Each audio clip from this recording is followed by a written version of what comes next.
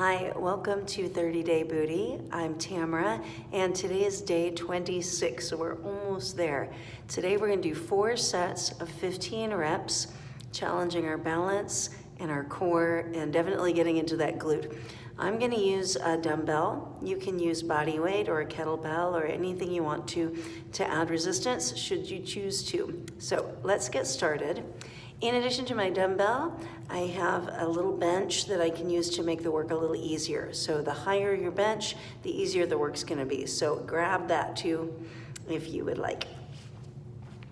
All right, I'm gonna pick up my weight in whichever hand I wanna start with, and I'm gonna stand on whichever leg I wanna start with. I'm gonna do a single leg squat down to the ground. I'm gonna put that dumbbell on the floor. I'm gonna switch to grab it with my other hand, and then I'm gonna rise back up. Ideally, I've floated that leg as much of the time as I can, and I can tap it down anytime I need to. So again, I'm gonna bend my knee generously, sending my hips back, switching the arm that's holding the weight, and coming back to a stand. So I'm gonna bend, gently set the weight down, pick it up with the opposite hand, and come up. I'm gonna keep my abdominals nice and snug that whole time. I'm gonna keep my posture nice and long, and I'm breathing the whole time. Now, if you wanna make that a little bit easier, you can put that weight down on a bench, which doesn't require you to take quite as deep of a squat. And also, you can tap that back leg down as long as you've lightened the weight that you have on that back leg. You're gonna make your work a little bit more forgiving. So that's up to you. I like the balance challenge of trying to float that leg even when it's imperfect. It still works. I'm gonna do 15 of these, or what feels like 15 in the moment. I think that's 8. Bending the knees, sending the hip back, and then pulling up nice and tall. So I'm not sinking into that hip at the top, but I'm lifting up with the hip and with the belly.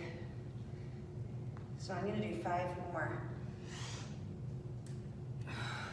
It's easy when you start to get tired on these to stop wanting to bend that knee and letting your hips do it. But on this first set, we really want to keep that knee generously bent. Your weight on your heel and your toes. Your hips shift back, and that's what's going to keep that knee right there over the shoelaces. I've got one more to get to where I think I've done 15. Whew. It's a challenging balance task for sure. We're going to do the other side. Bending the knee, switching the weight, and picking it up. So it might look from the front like I'm bending over really far. I'm bending over far enough to get the weight, but I'll show you on that leg. I really am shifting my weight back, even though my torso has to come down low to pick that weight up. I'm still being very conscientious of this posture.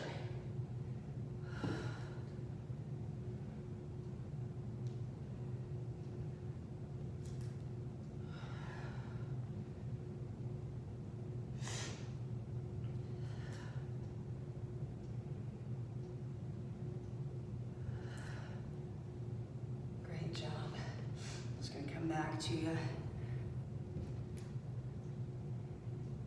You gotta breathe the whole time, and if you need to stop and take a break, do it, if it helps you keep your form strong. And if it's hard to reach all the way down to the floor, take advantage of putting it on a step stool or some sort of platform that'll help you get there. 5, 4.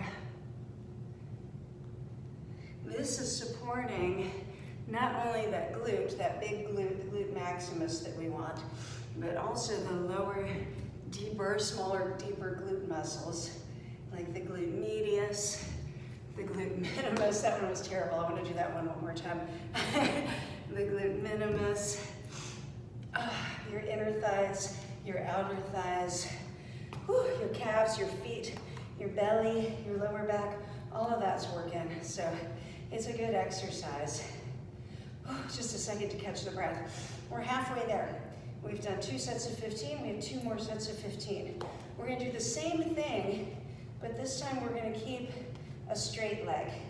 So I'm going to take my right leg back, and I'm going to tip from the hip this time, putting that weight down, either on a platform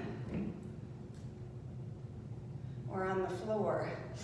And if I can't quite get the leg up that high, it doesn't matter because it's not about this leg, it's about this leg. So if I need to tap that back, I can. And that's going to make that just a little bit more manageable.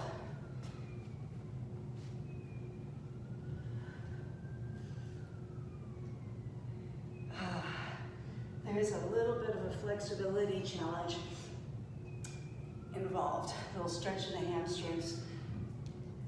So when I say I'm not bending my left leg, I mean I'm not actively bending it. I do have just a little cushion in that knee generally. I don't want to have a locked knee.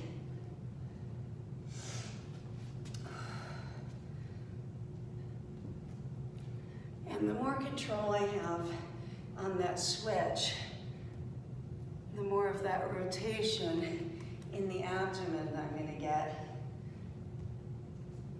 So a little bit of bonus abdominal work. I love these. Do I say that every time? I guess I'm not giving you very much work that I don't love. I'm going to do 4 more and call that 15.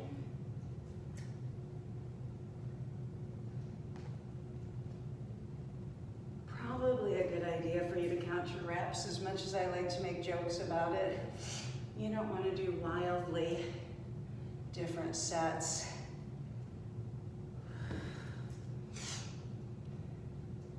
I figure as a personal trainer throughout the course of the day, I probably do a lot of different reps here and there, so hopefully that's even. I got 1 more set of 15, guys. So I'm on the last leg.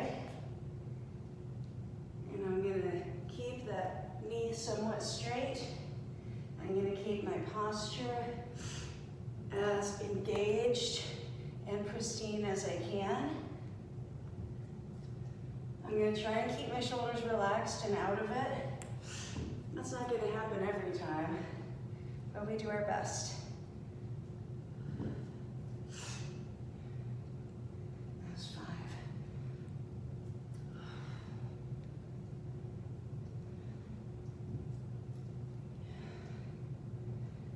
Really good.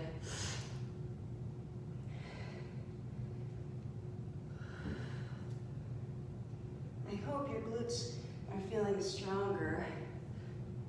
That was 10, I got 5 more. You can always go back to day 1 and start over again, choosing some harder options. But after doing 30-day abs in February, I'm going to come back again in March and try some different stuff. So let me know what you would like to see if you are working out with us. That was 30-day booty, day 26. Great job. I'll see you tomorrow.